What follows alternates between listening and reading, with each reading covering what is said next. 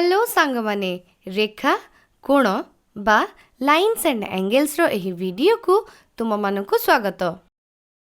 पूर्व वीडियो रे आमे गोटिए रेखा भली समांतर रेखा गुड़िकर गुणधर्म उपरे चर्चा करिथिले। आजि आमे एहा संबंधित किछि प्रश्नर समाधान करिबा। चलो आरंभ करिबा प्रथम प्रश्नरु। जदि एक तेर्छा रेखा एही बली दुईटी रेखा को प्रतिच्छेद करे कि संगत कोणर गोटिए जुग्म तार सम विभाजित परस्पर समांतर हुए तो एठारे प्रमाण कर कि एही दुईटी रेखा परस्पर समांतर अटे। पिला माने एही उक्तिर सहायता रे एक चित्र तैयारी करिबा। तेर्छा रेखा CD रेखा RQ और TS रेखा को क्रमशः बिंदु A और बिंदु B उपरे प्रतिच्छेद करुची। रश्मि AM कोण RAB रो समविभाजक अटे और रश्मि BN कोण TBD रो समविभाजक अटे। एही उक्ति अनुसारे रश्मि AM और रश्मि BN समांतर अटे एवं आमको प्रमाण करिवार अछि कि रेखा RQ सहित रेखा TS समांतर अटे। रश्मि AM कोण RAB रो समविभाजक अटे बा आमे कोण MAB को एही प्रकार लेखि परिबा एवं एही प्रकार आमे कोण NBD को मध्य एही प्रकार लेखि परिबा कारण रश्मि BN कोण TBD रो समविभाजक अटे। रश्मि AM और रश्मि BN समांतर अटे एवं CD तेर्छा रेखा अटे। एठारे संगत कोण अभिगृहित बा करेस्पोंडिंग एंगल्स ऑक्सियम रो व्यवहार करी आमे एहा कहि परिबा कि कोण MAB और कोण NBD समान अटे। जदि समीकरण 3 रे आमे समीकरण 1 और 2 रो मान प्रतिस्थापना करिबा तेबे आमे एहा को एही प्रकार लिखि परिबा।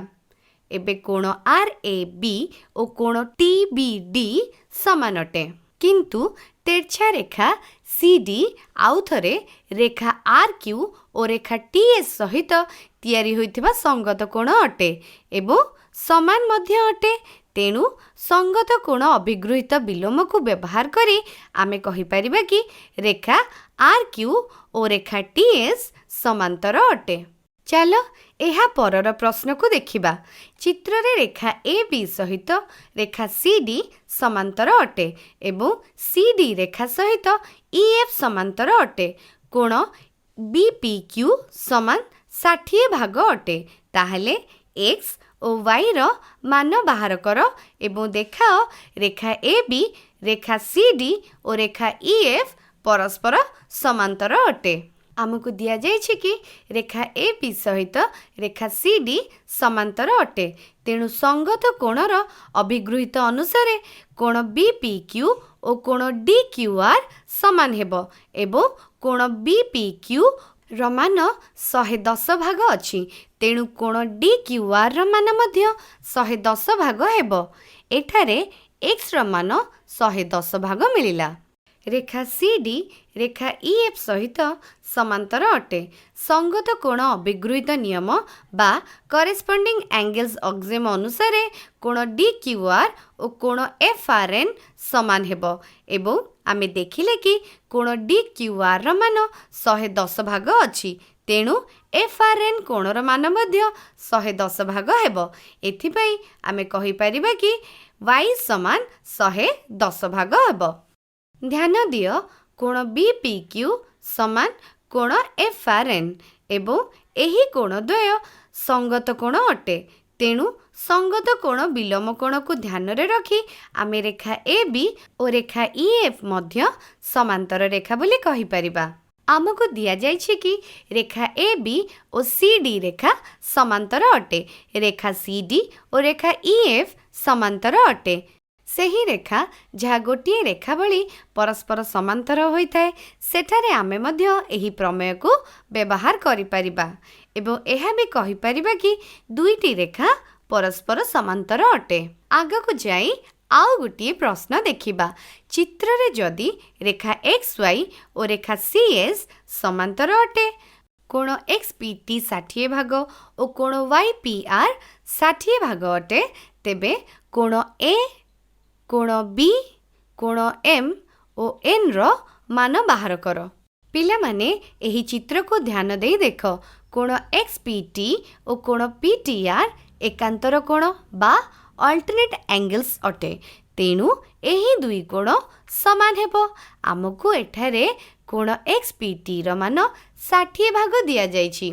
तेणु कोण PTR बा ए कोणर मान मध्य 60 ही हेबो। कोण XPT कोण TPR और कोण YPR एही तीनोटी कोणर जोगफल 180 भाग अटे। काहेकि ना एहा रैखिक कोण। एठारे आमको कोण XPT और कोण YPR रो मान दिया जायछि। एठारे आमे एही प्रकार समाधान करी B रो मान बाहर करि परिबा। आमे एठारे B रो मान 60 भाग पाइले।